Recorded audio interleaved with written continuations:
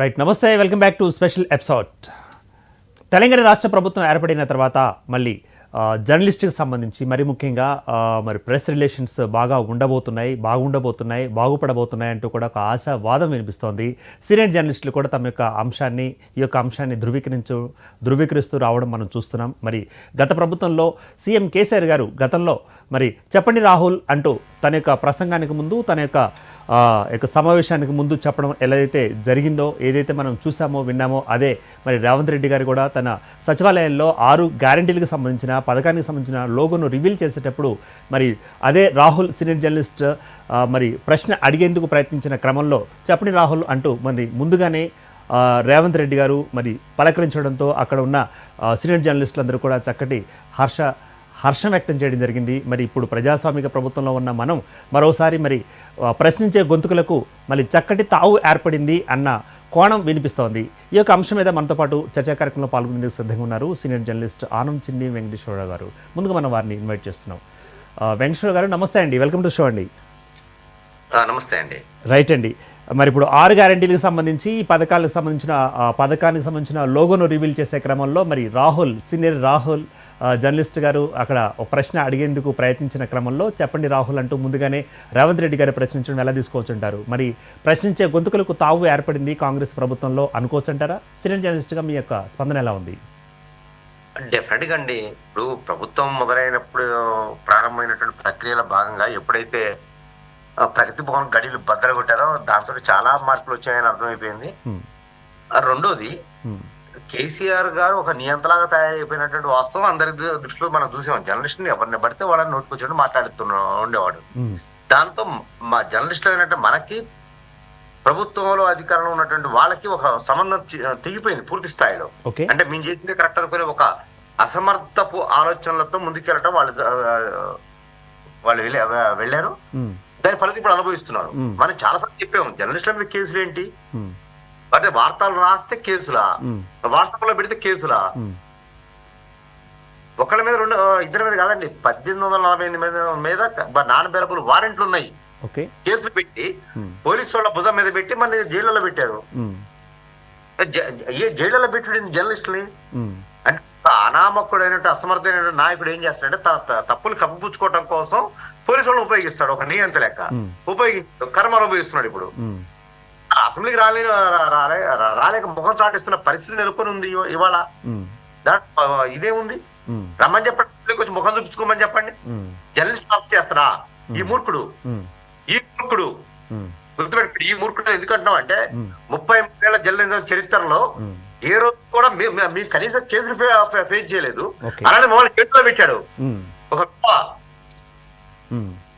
లేదండి, senior journalist చెప్తున్నా, వెదవలే చేస్తారు ఈ పనులు, అసమర్థులు వెదవలు చేస్తారు. ఆ పని చేశాడు, కరమా అనుభవిస్తున్నాడు.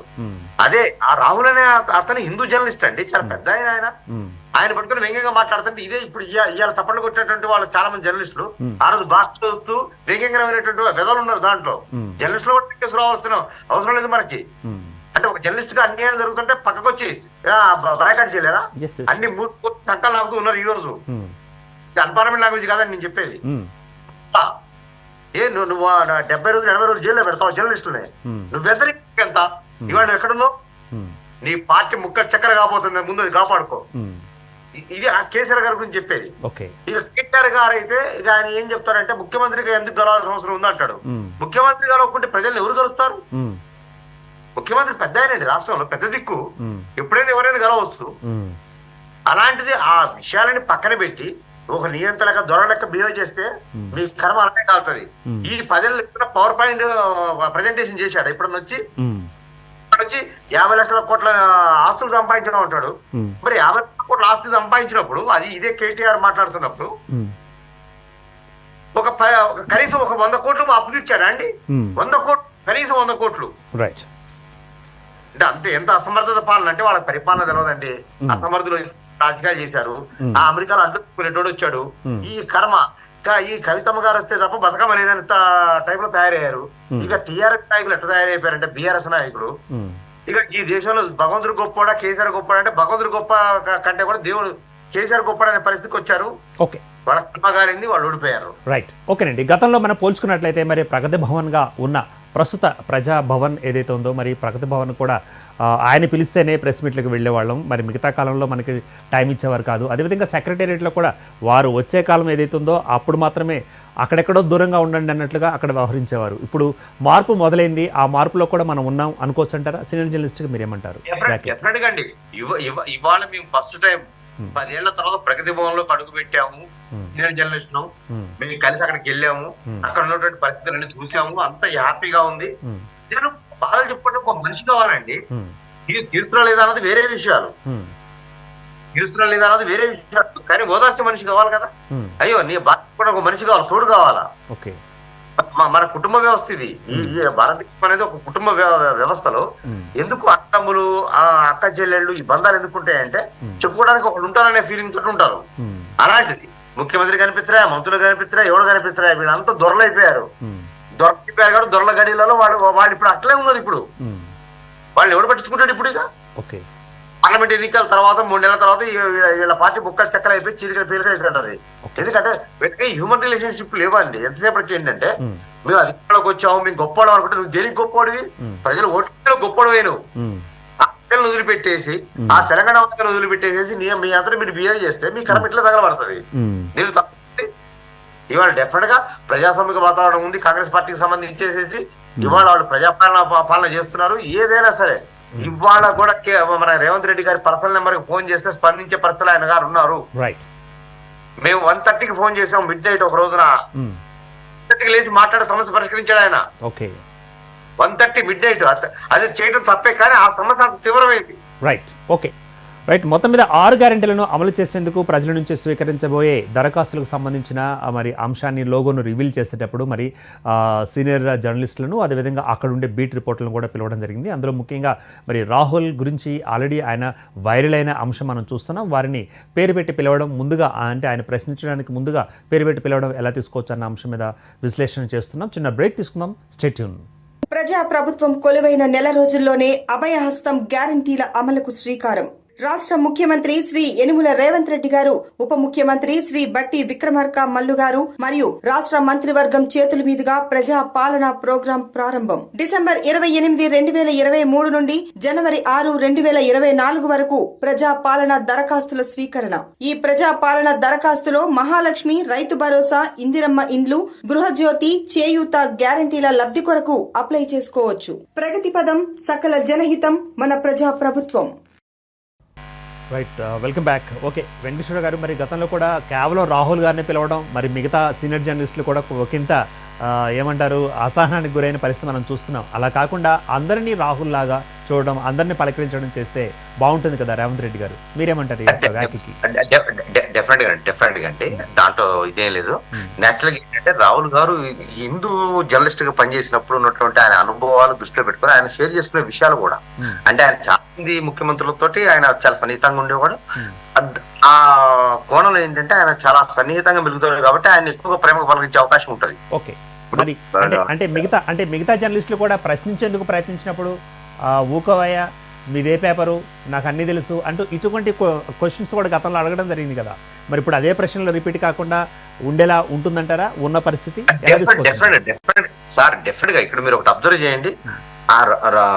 మన రేవంత్ రెడ్డి గారు ముఖ్యమంత్రి కాగానే ఒక మీడియా ఇది సచివాలయం పెట్టాడు, మీడియాకు సంబంధించేసి. అక్కడ మీ ఇచ్చిన సజెషన్ ఏంటంటే అక్కడ దీంతో పాటు సార్ మీరు కొంతమందికే కాకుండా ఒక 400 మందికి వేరే చైర్స్ అరేంజ్ చేయండి, వాళ్ళ ఫ్యామిలీతో వచ్చే వాళ్ళు ఉంటారు బయట నుంచి జర్నలిస్టులు చాలా వరకు. ఓకే, స్నాక్స్ కూడా అరేంజ్ చేయండి సార్ అని చెప్పినాం. ఎందుకంటే ఫ్యామిలీస్ తోటి వచ్చినప్పుడు వాళ్ళకి ఏం పెద్దగా జర్నలిస్టులకు ఈ వేరే గౌరవాలు పెద్దగా ఏం కోరుకోరండి. వాళ్ళ సమాజంలో ఒక జర్నలిస్ట్ గుర్తిస్తే సార్ అనే తాపత్రయంతో ఉంటారు వాళ్ళు, ఎవరైనా సరే వాళ్ళతో పాటు వచ్చే వాళ్ళతోటి. ఇది ఒక అయితే. రెండోది ఏంటంటే ప్రతి జర్నలిస్ట్ ఒక సమస్యను తీసుకొస్తాడు. ఆయన వచ్చి పైరవీలు చేసుకుంటాడు, ఆ బ్యాచ్ వేరే ఉంటది ఎప్పుడైనా సరే, అది ఎప్పుడు తిరుగుతూనే ఉంటది పైరవీ బ్యాచ్. 60,000 భజన పాటలు ఎప్పుడు ఉంటారు, కానీ జర్నలిస్ట్ బయట నుంచి వచ్చినప్పుడు వాళ్ళ సమస్య తీసుకుని వస్తారు. సార్ మా ఈ సమస్య ఉందండి, మా జిల్లాలో ఈ సమస్యలు ఉన్నాయని చెప్తారు. అంటే వెంకటేశ్వర గారు ఇక్కడ మీకు అడ్డు వస్తున్నందుకు క్షమించండి. గతంలో కూడా ఒక సీనియర్ జర్నలిస్ట్ కానీ ఆ ప్రోగ్రామ్కి అటెండ్ అయిన బీట్ రిపోర్టర్ కానీ ఒక సమస్య అడిగినప్పుడు మీ అల్లనారాయణ గారికి నేను చెబుతాను అనేవారు. మరి ఇప్పుడు అదే పరిస్థితి రేవంత్ రెడ్డి దగ్గర కూడా ఉండబోతుందా, లేకపోతే ఆయన ఒక నిర్ణయం తీసుకుని ప్రతిపాదన పంపించే అవకాశం ఉందా? ఎలా జరగబోతుంది అంటారు సీనియర్ జర్నలిస్ట్? అల్లనారాయణ గారు ఆయన ఒక ఫ్లాప్ అకాడమీ చైర్మన్ అండి, ఫ్లాప్ అటర్ ఫ్లాప్. ఆయన మిగతా మంత్రులు ఆయన కూడా చేసేదేనండి. రాష్ట్రంలో మంత్రులు ఎట్లయితే ఉన్నారో, ఎమ్మెల్యేలు ఎట్లయితే ఉన్నారో గతంలో మాట్లాడకుండా ఆయన గారు కూడా మాట్లాడే పరిస్థితి లేదు ఆయనకి. ఇప్పుడు అలాంటి పరిస్థితి లేదు. ఇప్పుడు అల్లనారాయణ గారు లాంటి పొజిషన్ లో ఎవరైనా వచ్చి ఉంటే ఒకళ్ళు రాబోతున్న వ్యక్తి అతను సొంతంగా నిర్ణయాలు తీసుకునే పరిస్థితి ఉంటుంది. రెండోది ఏంటంటే ముఖ్యమంత్రి ప్రతిదీ అల్లనారాయణ గారు లాంటి వ్యక్తులు అకాడమిక్ చైర్మన్ మీద ఆధారపడరండి. ఎందుకంటే హిమ్సెల్ఫ్ జర్నలిస్ట్, రెడ్డి గారు జర్నలిస్ట్ ఒకప్పుడు, ఆయనకి ఆ బాధలు. రైట్. ఇప్పుడు అదేవిధంగా వెంకటేశ్వర గారు అంటే గతంలో గెలవడానికి ముందు ఎన్నికల ప్రచారంలో ఒక ప్రెస్ మీట్ పెట్టడం జరిగింది మరి రేవంత్ రెడ్డి గారు. ఆ ప్రెస్ మీట్కి నేను కూడా వెళ్ళడం జరుగుతుంది. మరి అక్కడ కూడా నేను గెలిచిన తర్వాత మీ యొక్క సంక్షేమానికి కృషి చేస్తానంటూ కూడా మాట ఇవ్వడం జరిగింది. మరి ఇప్పుడు ఆ బాట ఎలా ఉందంటారు, ఎలా ఉండబోతుందంటారు? అసలు డెఫినెట్ గా అండి అంటే రేవంత్ రెడ్డి గారికి ఉన్న జర్నలిస్టుల విషయంలో ఆయనకున్నటువంటి అవగాహన, ఆయన ఎవరెవరికి ఏమి చేద్దాం అనుకున్నది మొత్తం చాలాసార్లు పర్సనల్ డిస్కస్ చేశారు. ఆ వీడియోస్ ఇంకా మేము బయట పెట్టలేదు, విత్ ఇన్ బయట పెడతాం ఆ వీడియోస్ కూడా. ఆయనకు ఒక మంచి అవగాహన ఉంది, మన జర్నలిస్ట్కి ఏమేం చేయాలా ఏంటి అనే ఒక దృక్పథం, ఒక మంచి పాజిటివ్నెస్ ఉంది. దాంతో ఆయన కూడా ఇంత టైంలో కూడా నేను ఇందాక మీకు చెప్పాను, మేము ఫోన్ చేస్తే ఒక జర్నలిస్ట్ సమస్య మీద, చిన్న సమస్య చెప్పాలంటే ఆయన హాస్పిటల్లో అంటే ఇమ్మీడియట్ గా నిమ్స్ కు ఫోన్ చేసి ఆయన ఇమ్మీడియట్ గా దానికి సంబంధించినటువంటి వాళ్ళని మాకు అరేంజ్ చేసేసి 4:30 వరకు ఫాలో అప్ చేశారు.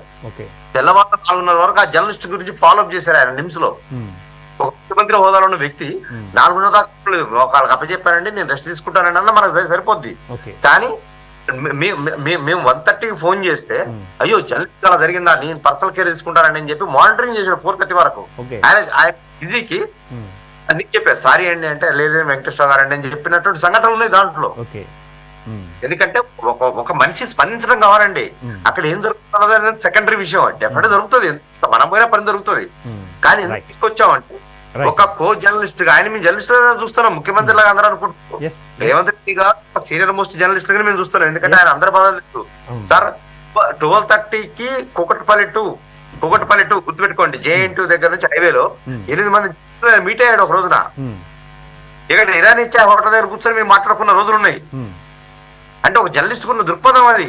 సార్ ఏంటి జరుగుతుందండి అంటే ఇలా జరుగుతుంది, ఇలా ఉందండి, మంచి జరుగుతుంది, చెడు జరుగుతుంది, అన్ని రిసీవ్ చేసుకునే పరిస్థితులు ఆ రోజు ఉండే. ఓకేనండి వెంకటేశ్వర గారే, అంటే ఇప్పుడు గెలవడానికి ముందు గెలిచిన తర్వాత అన్న 2 పాయింట్లు తీసుకున్నట్లయితే, మరి గెలవడానికి ముందుగా ఉన్న పరిస్థితి మీరు చెప్పడం జరిగింది, గెలిచిన తర్వాత కూడా అదే పరిస్థితి కంటిన్యూ కాబోతుంది అనుకోవచ్చు అంటారా? డెఫినెట్ గా అండి. ఇప్పుడు నేనేం చెప్తున్నా సార్, నేను 1:30కి ఫోన్ చేస్తే ఆయన నిమ్స్కి ఫోన్ చేసి ఒక జర్నలిస్ట్ విషయంలో అంత స్పందించి 4:30 వరకు మానిటరింగ్ చేస్తూ ఉండాల్సిన అవసరం లేదు. ముఖ్యమంత్రి హోదాలో ఉన్న వ్యక్తి అంటే ఆయన చాలా సమస్యలు ఉంటాయి. ఇది ఒకటి జర్నలిస్ట్ సమస్య అనేది మేము తీసుకెళ్ళింది ఒక హెల్త్ ప్రాబ్లమే, అది మనకి పెద్ద ప్రాబ్లం. ముఖ్యమంత్రి ఎన్ని గంటలు నిద్రపోవాలి, ఎన్ని గంటలు లేవాలని చాలా ఉంటాయి సమస్యలు. కానీ ఆయన 1:30కి మేము ఫోన్ చేస్తే 4:30 వరకు ఆయన మాట్లాడేటంటే మీరు ఆలోచించండి. రైట్ అండి. ఓకేనండి. ఇప్పుడు అదేవిధంగా మరి ప్రజా సమస్యలు ప్రభుత్వానికి నివేదించే ఒక జర్నలిస్ట్కి, అదేవిధంగా మరి జర్నలిస్ట్కి ఉండే సమస్యలకి ఈ రెండిట్లో ప్రయారిటీ దేనికి ఇచ్చే అవకాశం అంటారు ఒకవేళ రేవంత్ రెడ్డి గారు? డెఫినెట్ గా అండి, ఆయన హ్యూమన్ బీయింగ్ అండి. చెప్పాలంటే వాస్తవంగా చెప్పాలంటే ఆయన ఇప్పుడు ఇలా లైవ్ లో వచ్చారని ఇంకోటి విషయాలు కాదు, కానీ హ్యూమన్ బీయింగ్ అండి. ఆయనకి సమస్య తెలుసు, జర్నలిస్టుల గురించి తెలుసు, జర్నలిస్ట్ సమస్యల గురించి తెలుసు. ఆయన ఫేస్ చేసినటువంటి జైలు జీవితాల గురించి కూడా మాతో డిస్కస్ చేశాడంటే మీరు ఆలోచించండి. రైట్. ఓకేనండి. ఇప్పుడు అదేవిధంగా మరి మీడియా స్వేచ్ఛ అన్న పదం మీద ఇప్పుడు మనం ముందుకు వెళుతున్నాం. మరి మీడియాకి సంబంధించి స్వేచ్ఛ ఎలా ఉండబోతుందంటారు? అంటే ఇంతకుముందు గెలవడానికి ముందు ఎలా ఉందో మీరు చెప్పడం జరిగింది, ఇప్పుడు గెలిచిన తర్వాత ఎలా ఉండబోతుందో కూడా మీరే చెప్తే సీనియర్ జర్నలిస్ట్గా బాగుంటుంది, ఏమంటారు? డెఫినెట్ గా అండి. ఏం లేదండి, గతంలో వాట్సాప్లలో అంటే తాను రాసిన వార్తను వాట్సాప్లో పెడితే కేసులు చేసి నాన్ అవైలబుల్ కేసులు పెట్టి జైల్లో వేసిన దృష్టాంతాలు నా దగ్గర ఒక 1000 పైన ఉంటాయండి. 1000 పైన ఉంటాయి నాన్ అవైలబుల్ కేసులు జైలుకి పంపించినాయి. ఇప్పుడు ఏమంటున్నానంటే ఇవాళ పొంగిరెడ్డి శ్రీనివాసరెడ్డి గారి పైన ఒక అసంబద్ధమైన వార్త ఒకటి వచ్చింది ఒక పత్రికలో, దాన్ని మేము డిస్కస్ చేసాం. అంటే వాళ్ళు ఎంత అసంబద్ధమైన వార్త అయినా సరే చూసుకొని నవ్వుకొని పక్కకెళ్లే పరిస్థితి, అది నిజమా కాదండి. ఇది ఒక ఏదో గత ప్రభుత్వానికి అనుబంధంగా ఉన్నటువంటి ఒక పత్రికా విలేకరి రాశాడు, దాన్ని మేము డిస్కస్ చేసాం ఓపెన్ గా, ఇది ఎంతో నిజం అని చెప్పి. రాసి పెడితే నిజాలు రాసి పెడితేనే జైలుకి వెళ్ళే పరిస్థితి నుంచి ఇవాళ ఎక్కడ రాసే పరిస్థితికి వచ్చినా కూడా నవ్వుతూ బయటకి పక్కకి వెళ్ళే పరిస్థితి ఉంది. అంటే ఇవాళ జర్నలిస్ట్ స్వేచ్ఛ ఉంది.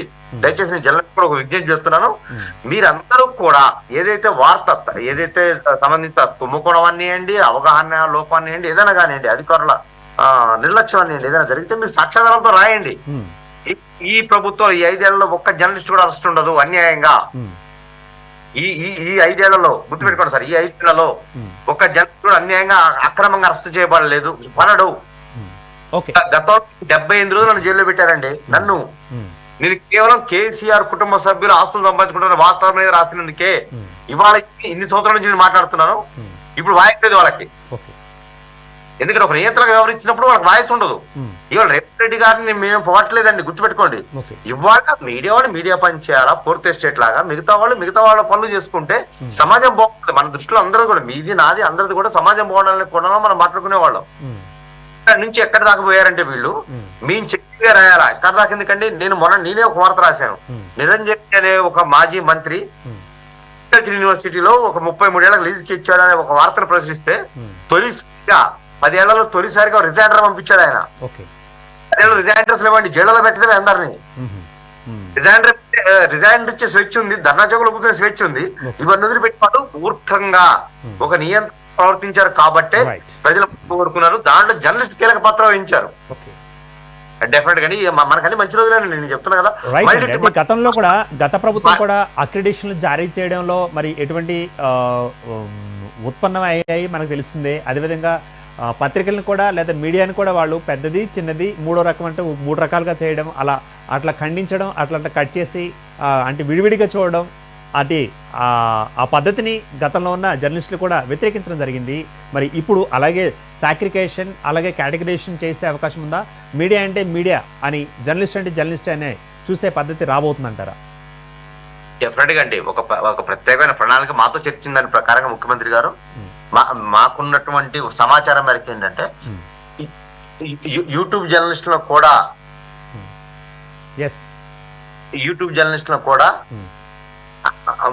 తిరిగి అంటే యూట్యూబ్ జర్నలిస్టులు అనేవారు చాలా మంది దానికి ఒక సీనియారిటీ పెట్టమని చెప్పాము.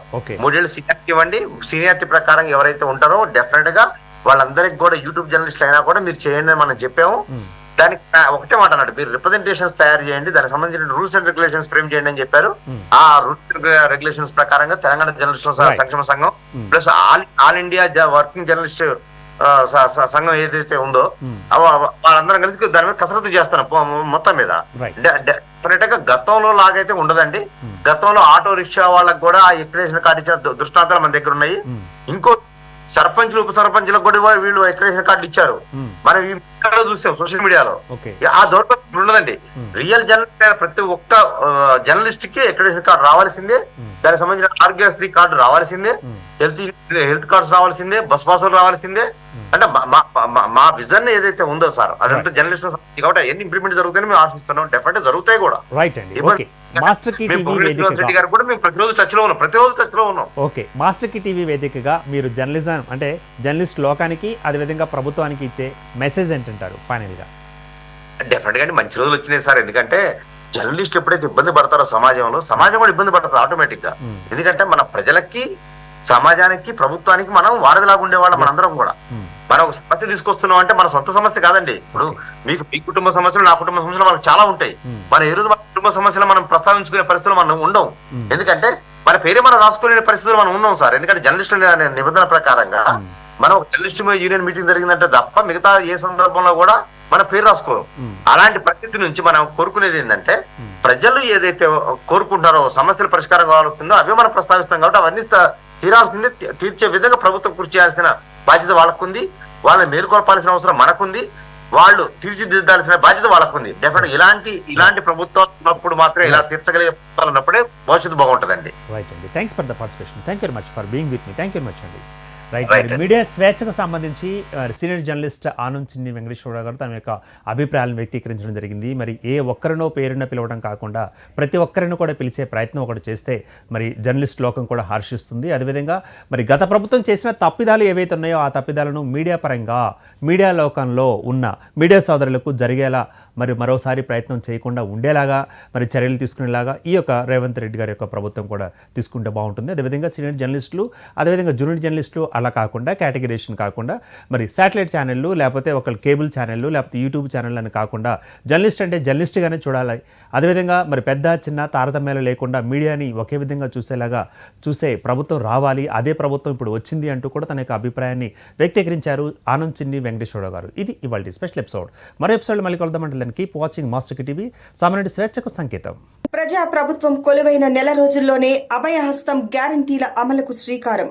రాష్ట్ర ముఖ్యమంత్రి శ్రీ యనుమల రేవంత్ రెడ్డి గారు, ఉప ముఖ్యమంత్రి శ్రీ బట్టి విక్రమార్క మల్లు గారు మరియు రాష్ట్ర మంత్రివర్గం చేతుల మీదుగా ప్రజా పాలన ప్రోగ్రాం ప్రారంభం. డిసెంబర్ 28, 2023 నుండి జనవరి 6, 2024 వరకు ప్రజా పాలన దరఖాస్తుల స్వీకరణ. ఈ ప్రజా పాలన దరఖాస్తులో మహాలక్ష్మి, రైతు భరోసా, ఇందిరమ్మ ఇండ్లు, గృహజ్యోతి, చేయూత గ్యారంటీల లబ్ధి కొరకు అప్లై చేసుకోవచ్చు. ప్రగతి పదం, సకల జనహితం, మన ప్రజా ప్రభుత్వం.